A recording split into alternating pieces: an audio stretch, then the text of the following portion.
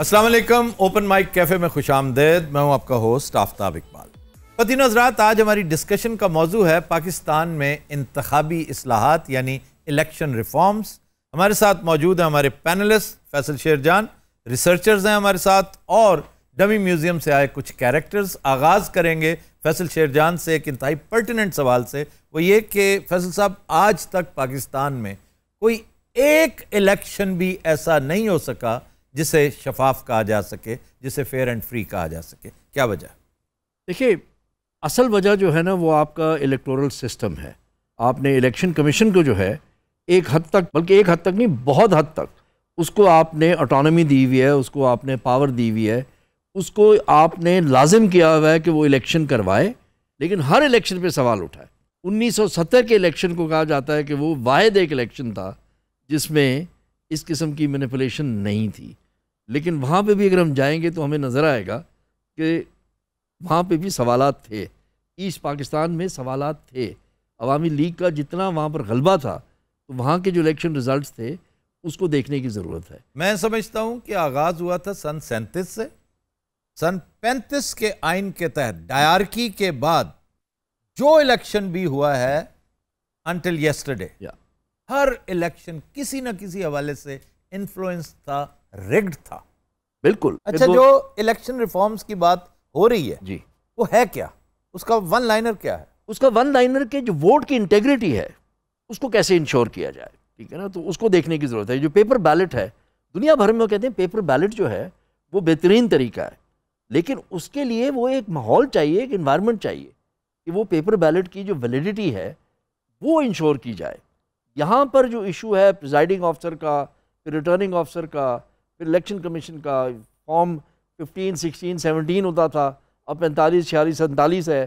कहानी वही है कि हर इलेक्शन में जो है सवाल उठते हैं, हर हल्के में जो है सवाल उठते हैं। कोई मानने को तैयार नहीं होता रिजल्ट को। प्री इलेक्शन रिगिंग होती है कि प्री इलेक्शन क्या, अब मैंने जाली वोट जो है रजिस्टर किए हुए, ठीक है ना, तो मेरे पास इलेक्शन शुरू होने से पहले, पहला वोट डलने से पहले मेरे पास 10,000 वोट है, ठीक है ना। ये बहुत बड़ा सवाल उठाया जा रहा है कि ये कैसे हुआ हुआ है। इलेक्टोरल लिस्ट जो है उसमें इश्यूज हैं। बुनियादी इशू है ही लिस्ट का, दूसरा है हल्का बंदियों का, बिल्कुल हल्का बंदियों और तीसरा है अमले का, बिल्कुल, चौथा है नियतों का। तो हर चीज में फतूर है, हर चीज में खराबी है। चीज में तो आप एक्सपेक्ट क्या करते हैं? ठीक है ना। अब इलेक्ट्रॉनिक वोटिंग पे बातचीत चल रही है, आपने सिस्टम देखा भी नहीं है और आपने कहा नहीं जी ये तो नहीं हो सकता, इसमें तो करना भी नहीं चाहिए। हालांकि काफ़ी जगह दुनिया साथ आपके इंडिया में जो है इलेक्ट्रॉनिक वोटिंग इस्तेमाल हो रही है। उन्होंने over a period time refine किया उसको। उन्होंने कहा अच्छा इलेक्ट्रॉनिक वोटिंग भी है और उसकी पेपर ट्रेल भी है। जी जी जी, होना भी इसी तरह चाहिए, होना भी ऐसे ही चाहिए। तो उसमें क्या है, आपको इशू है?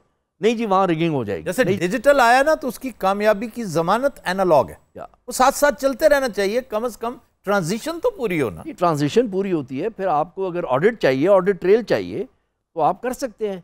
ये सवाल कर देना कि जी ये तो हो ही नहीं सकता, ये तो जनाब क्योंकि वो इलेक्ट्रॉनिक है तो उसमें पहले दिन ही जो है वो उसको मैनिपुलेट कर देंगे, ये कर देंगे, वो कर देंगे।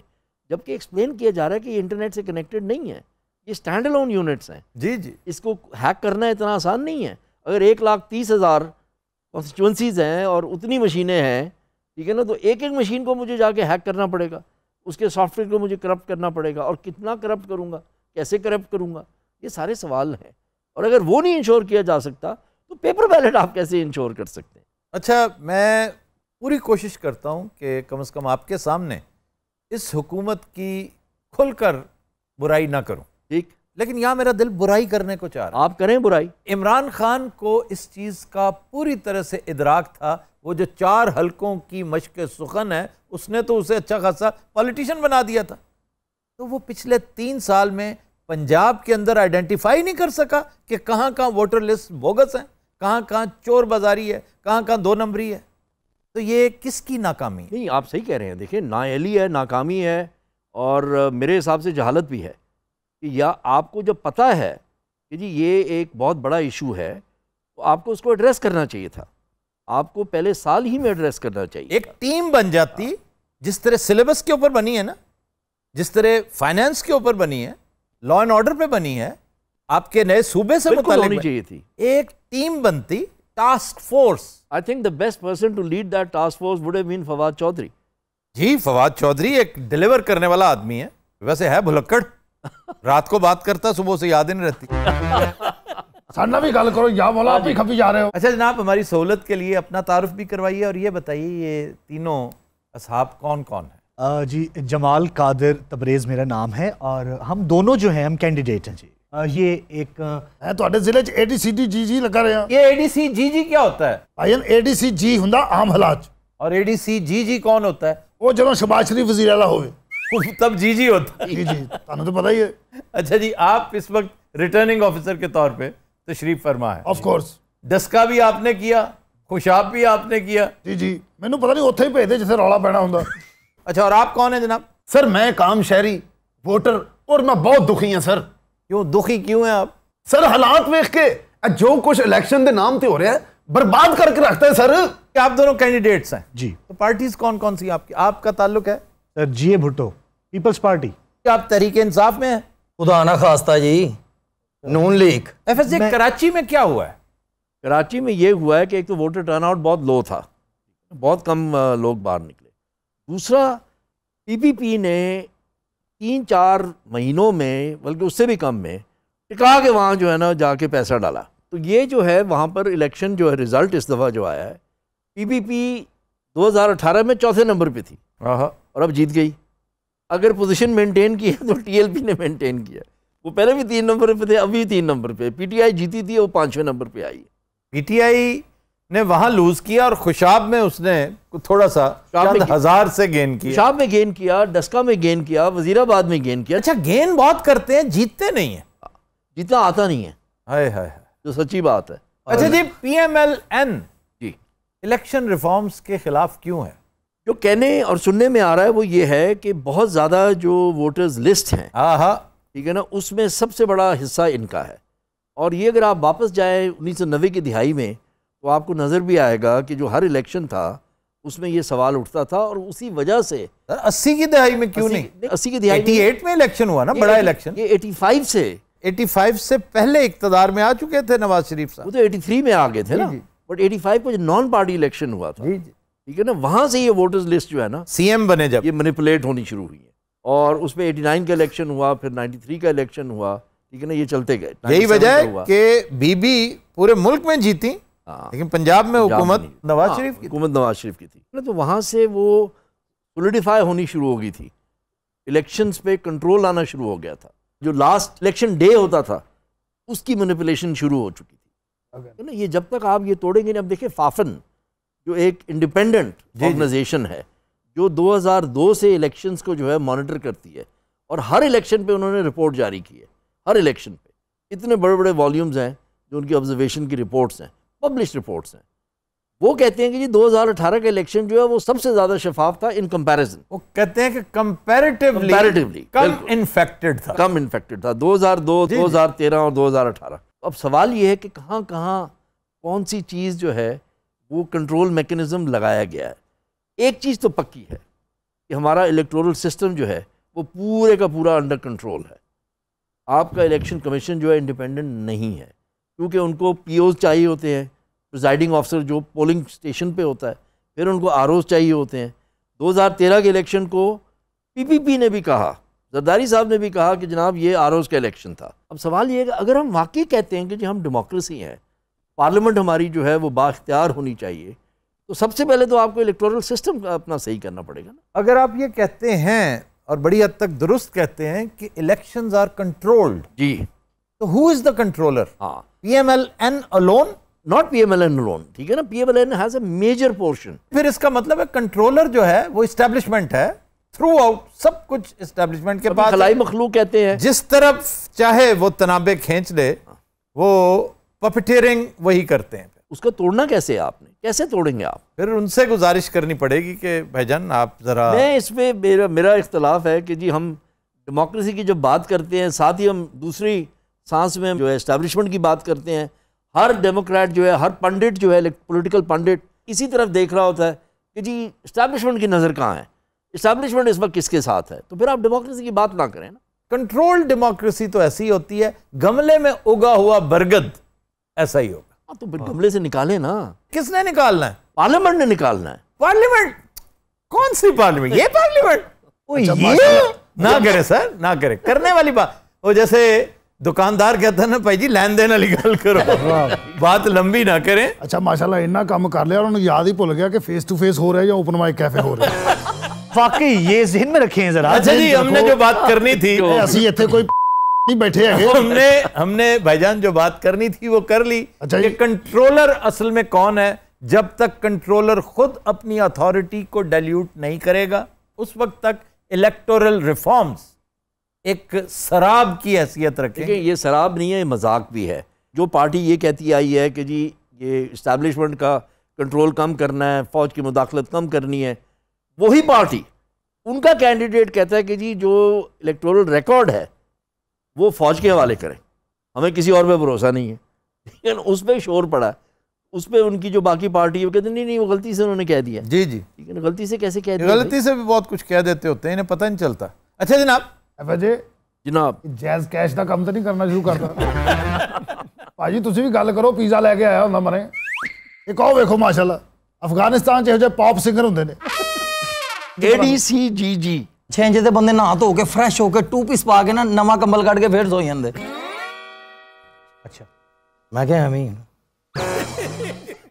अच्छा वैसे मेरा भी सवाल आपसे ये है कि आप सिर्फ ये कुर्सी फिल करने के लिए आके बैठे हुए हैं? क्या कहने अल्लाह दी कसम, तो हमें एनलाइटन करें, को बताएं, अपनी रिसर्च बताएं कि मामलात क्या हैं, सियासत किधर जा रही है। सर मैं आपको ज़रूर बताता, लेकिन मेरे साथ खुद 2 दिन पहले एक मिसहैप हुआ है, मोबाइल वो फोन तो बड़ा पुराना हो गया यार, अब तो उसके साथ वाला मॉडल चेंज हो गया भाई। सदमे चो बाहर आ जा, इथे रिवाज है मोबाइल। तो वो सदमे से अभी तक नहीं निकले। भाईजान आपका कोई फोन गुमा हो? अच्छा जी, रिसर्चर्स हमारे तो आज मेरे ख्याल म्यूट पे लगे हुए हैं। हम बात करते हैं वोटर से। जी सर, आपको अपनी ओपिनियन दें, आपके ख्याल में क्या होना चाहिए? सर जे ते जमहूरियत है ना, ते लख लानत ऐसी जमहूरियत ते। लो भाई सर मैनू लानत वजी, तुहानू पता बाहर गर्लफ्रेंड का भरा इहो जिहा हुंदा। उस नौजवान ने जो बात कही है, इसलिए कही है बड़ी क्रूड अंदाज में की है कि अगर ये जमहूरियत है, लेकिन तो सर फिर जमहूरियत है किधर? कौन सी जमहूरियत? जमहूरियत है आपके पड़ोस में है, सबसे बड़ी जमहूरियत उसको कहते हैं। नहीं तो हम तो फिर जमहूरियत की मौकरी हैं फिलहाल। यस बिल्कुल, अगर पैरोडी जमहूरियत की अगर को तो वो ये है। इसीलिए तो देखें आपकी ना असेंबलियां फाल हैं, ना वहां पर कोई इसकी आपकी पार्लियामेंट नहीं है ना, आपकी पार्लियामेंट ही फाल नहीं है। आपकी पार्लियामेंट आपकी जो पार्लियामेंट का काम है। अच्छा ये भी एक इंटरेस्टिंग चीज़ है, एक डिबेट है कि क्या ये पार्लियामेंट है या ये लेजिस्लेटिव असेंबली है। अब दोनों में फ़र्क है, ठीक है ना। पार्लियामेंट का जो है वो ये है कि मैं अगर एक हल्के से नुमाइंदा मुंतखब होकर आया हूँ तो मेरा काम है उस हल्के की नुमाइंदगी करना। लेजिस्लेशन उसका एक छोटा हिस्सा है। जब लेजिस्लेटिव असेंबली होती है तो उसका सिर्फ काम लेजिस्लेशन का होता है ना। तो ये भी हमने डिटर्मिन करना है ये है क्या। ये दोनों है और यही वजह है कि आधा तीतर है आधा बटेर है। बिल्कुल, ये ना अपना काम कर रहे हैं और ना बेचारे बल्दियाती नुमाइंदों को कुछ करने देते हैं। जब आप डेमोक्रेसी की बात करते हैं, जमहूरियत की बात करते हैं, तो उसका जो बिल्डिंग ब्लॉक है ना वो आपकी बल्दियात हैं, ग्रास रूट है। ग्रास रूट है जहां से लोग लीडर बन के निकलते हैं, ऊपर से पैराशूट से नहीं गिरते। ये तो मरूसी सियासत है। क्या कहने सर आप अस्को वाली साइड ते हो जा बंदा बांदर नूं जलेबियां खवा रहा हुंदा, मास्को वाली साइड ते यानी कसूर वाली साइड, बांदर नूं आप भी खवा रहे आप भी खा रहे ना। भाई जान 5 किलो जलेबियां खा के अपनी शुगर हाई करके उत्थे ही सौ जांदे ने और इहनूं इंसुलिन दा टीका भी ਉਹੀ ਲਾਉਂਦਾ। ਇਹੋ ਜਿਹਾ ਮੁੰਡਾ ਨਾ ਪਾਰ ਚ ਕਿਸੇ ਦੀ ਫੈਮਿਲੀ ਨਾਲ ਅੰਦਰ ਵੜ ਜਾਂਦਾ, ਫਿਰ ਉਹੀ ਫੈਮਿਲੀ ਕੋ ਛਿੱਤਰ ਪੈ ਰਹੇ ਹੁੰਦੇ। कोई बात नहीं, पहला शो है जरा इन्हू तुसीं बर्दाश्त करना। माफी है ਇਹ पहला शो है क्योंकि हालांकि ਇਹਦਾ उधर भी यही हाल है। अंग्रेजी फिल्म च ਇਹੋ ਜਿਹਾ सिर्फ पेमेंट देना आउंदा ਹੁੰਦਾ, ਬਾਅਦ ਚੋਂ ਕਹਿ ਪਏ भाजी अंग्रेजी फिल्म च ਇਹੋ ਜਿਹਾ पेमेंट पैसे। अच्छा बाबू, डॉलर। मुझे तुम्हारी बात पे ऐसी नहीं आती, अच्छा जी, तुम्हारी कसमा पुरसी पे आती। भाई जान की दसा हालात ही एडे माड़े ने, कोरोना ने मत मारी है, मेरी ते कसमा पुरसी बंद होई पई। अरे हसनैन यार तू कोई गल कर, की गल यार ਉਹ ਸਾਡੇ ਕੋ ਪੁੱਛ ਕੇ ਕੁਝ ਕਹਿ ਦੇ। ਸਰ ਜਿਸ ਬੰਦੇ ਨੂੰ ਦਿਲੋਂ ਵੋਟ ਪਾਈਦਾ ਹੈ ਨਾ, ਇਲੈਕਸ਼ਨ ਤੇ ਉਹ ਜਿੱਤ ਜਾਂਦਾ। ਜਿੰਨੂੰ ਜਿਤਾਈਦਾ 3 ਸਾਲ ਉਹਨਾਂ ਦੀਆਂ ਆਪਣੀਆਂ ਲੜਾਈਆਂ ਨਹੀਂ ਮੁੱਕਦੀਆਂ, 1.5 ਸਾਲ ਬਾਅਦ ਇੱਕ ਦੂਜੇ ਨੂੰ ਗੰਦਾ ਕਰਕੇ ਚਲੇ ਜਾਂਦੇ ਨੇ, ਅਸੀਂ ਫੇਰ ਉੱਥੇ ਹੀ। ਉਹ ਤੂੰ ਕਿੰਨੇ ਕੁ ਵੋਟ ਪਾਏ ਨੇ ਟੋਟਲ 4 ਤੇ ਪਾਰਟੀਆਂ? ਸਰ 53 ਵੋਟ ਨੇ, 11 ਭੈਣ ਭਰਾਵਾਂ। 11 ਭੈਣ ਭਰਾ, ਤੁਹਾਡਾ ਕਿੰਨਾ ਨੰਬਰ ਹੈ? ਮੇਰਾ ਸਰ 11ਵਾਂ। ਉਹ ਤੇਰਾ 11ਵਾਂ ਨੰਬਰ ਹੈ? ਜੀ ਸਰ। ਤੇਰੀ ਉਮਰ ਕਿੰਨੀ? ਮੇਰੀ 32। ਇਹਦਾ ਵੱਡਾ ਭਰਾ ਭਾਜੀ ਕੈਮਲ ਸ਼ਾਹ ਨਾਲ ਪੜਦਾ ਰਿਹਾ। नहीं तो अब्बा जी जो है अब्बा जी तो फरौन के दरबार च लगे सन सर मेरे वालद साहब अपने काम के कारीगर सन सारी गल जिन्हें 11 बच्चे पैदा किए तो की कारीगर होएगा भाई और सर असी बड़ी गुरबत च जिंदगी गुजारी एक कमरा हुंदा सी साडे कोल ये 11 ने जे इन्हां को 6 कमरे होंदे ना भाजी पाकिस्तान की आबादी आज इंडिया तो वध होनी सी दिनों रात वक्त हुआ है अरफाना कलाम का। चलते हैं अली अवैस की तरफ।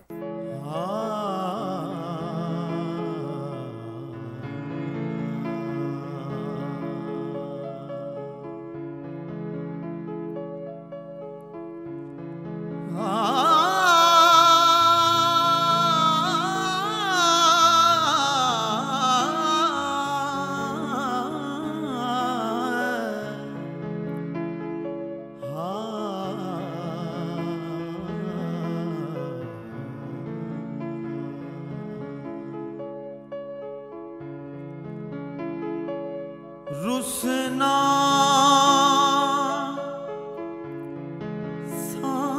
सांवल यार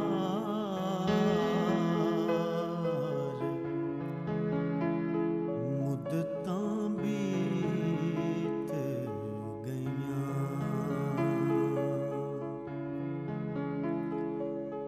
दिल विच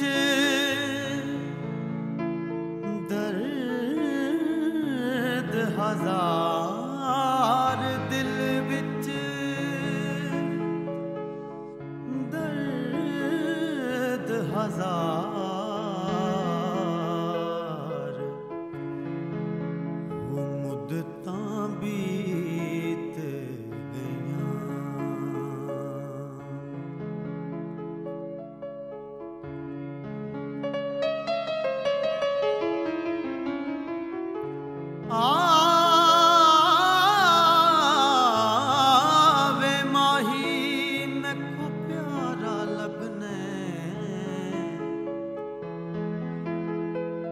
ते तू ना कर जोर दिघाने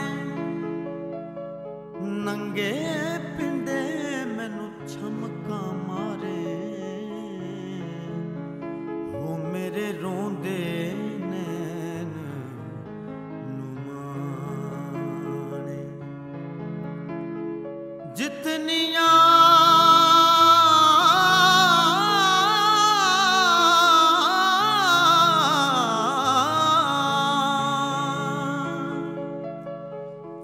जितनियां तन मैडे लगियां तेडे इक लगे तां तू जाने गुलाम फरीदा वो दिल ओथे देगे वो जिथे अगला कदर भी जाने मैं बदकार कमीनी कुतड़ी अज़लों दर तेडे ते सुतड़ी लुत्फ करो एक बार लुत्फ करो एक बार वो मुद्दतां भी